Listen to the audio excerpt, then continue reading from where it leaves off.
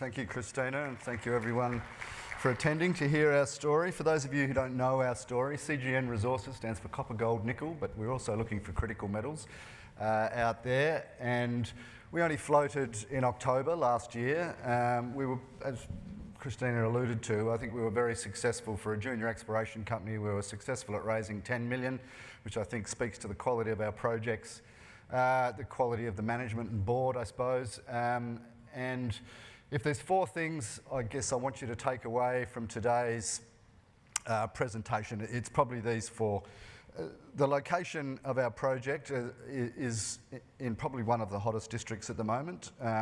We've got a large strategic land holding there. It's a contiguous 1,000 square kilometre package right in the middle of the West Arunta region. We've got quality neighbours all around us who are having success, so WA1, Encounter, Rio Tinto, IGO are all there with quite big land holdings and committing literally like $50 to $70 million in exploration money. So I think that says something about the district.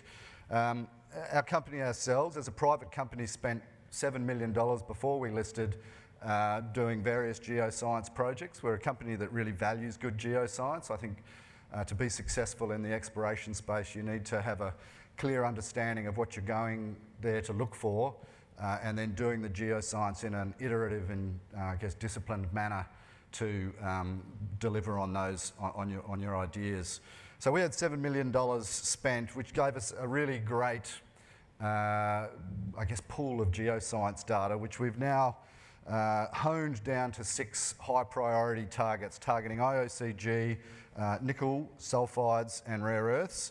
And I think the important part for a junior exploration company is that we're very well funded.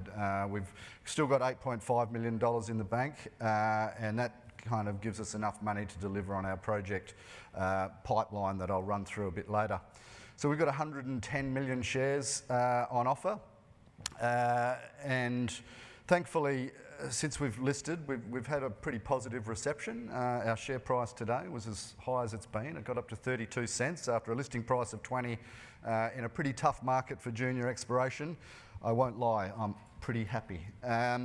But I think that also talks to our investor base. So the light blue section there is the directors and management. We're all big believers. We put in our own money and have worked hard for free for a couple of years to get this thing off the ground. That next 32 is a bunch of our advisors and a series of high net worth investors that we curated as a group that love resource investing. So the stock is tightly held, and you'll see that if you look on market. Like, there's no one really selling at the moment, which is really good for us because I think everyone is really looking forward to seeing what we do this year with our exploration dollars. We've got a well-credentialed board and really good advisors from a technical sense.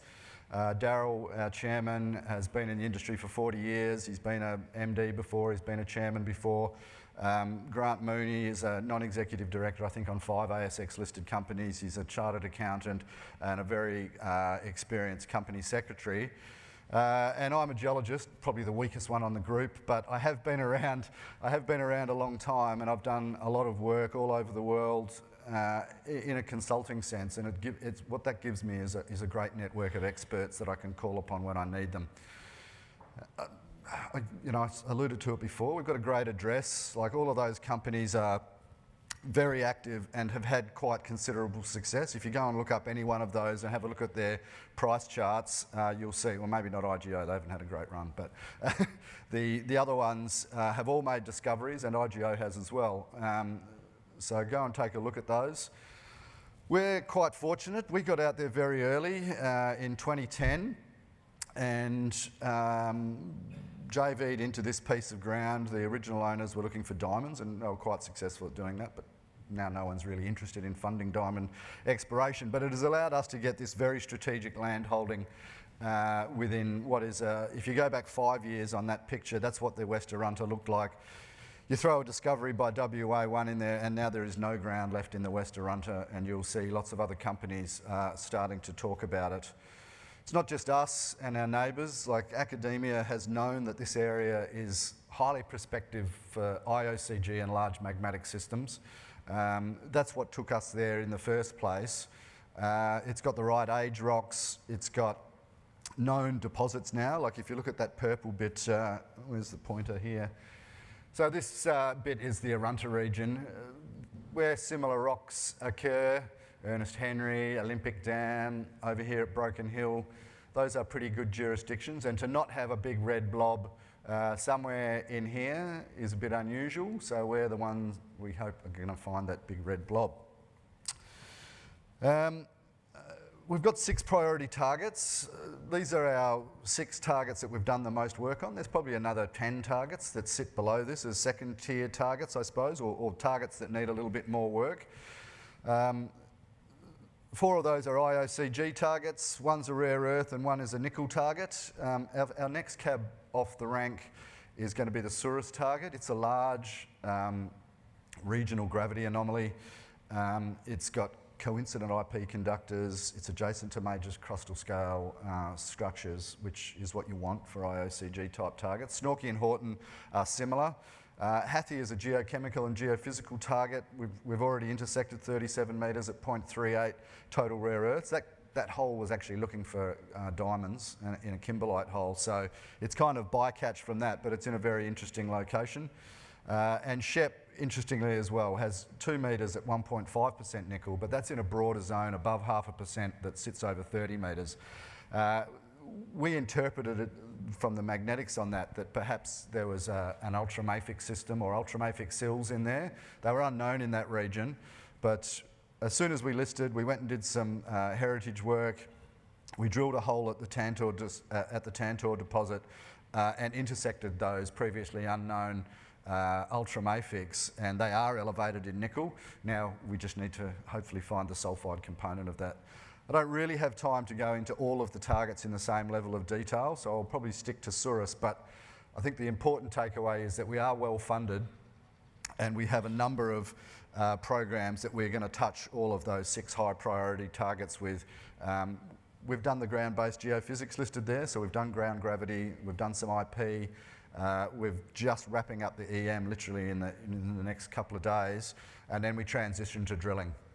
And we will drill originally Souris. We have $220,000 in grant funding from the West Australian Government to assist us with that. It's going to be a deep diamond hole, 650 metres deep, right into the heart of our target.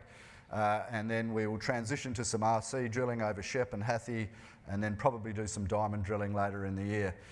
Fortunately, we have very good relations with the traditional owners here, and so we have all of our tenure in a land access agreement, which has a structure for how we go through getting permits in place to do the work we want to do. As soon as we listed last year, we partnered with the traditional owner, the Kiwakara people, and permitted a bunch of all those red dots of drill programs that we can do should we have success at any one or more of these. And we're fortunate that we have the cash backing to be very flexible in how we deploy it. And so any success at any one of these, we can scale up our exploration and really define what we've found. Souris is a very compelling target, I think. It's a kind of colourful picture, but I guess the key takeaway is it's a regionally significant gravity target. It's a dense body sitting up against a major structure that runs all the way. It's like a 30-kilometre long structure that runs up past WA1's discovery. We've just recently finished an IP survey there, which has a conductor coincident with the gravity, and a conductor means that it may contain sulfides. Sulfide-bearing bodies often do have conductance and are also chargeable, and this has both of those. Just looking at this picture, these are ISO surfaces. That grey bit in the middle is the densest part, and then the colourful image behind it is the conductor, and you can see they sit together, and our hole will go down and penetrate that, and it'll give us a very good view of what we need to look at.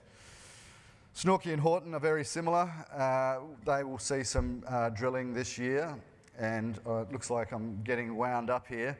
I think the important thing is we're going out and doing real high quality exploration over the year with the money we raised, and I look forward to you joining us on that journey. We've got the cash, we've got the projects, we've got the time. Let's get it done. Thanks very much.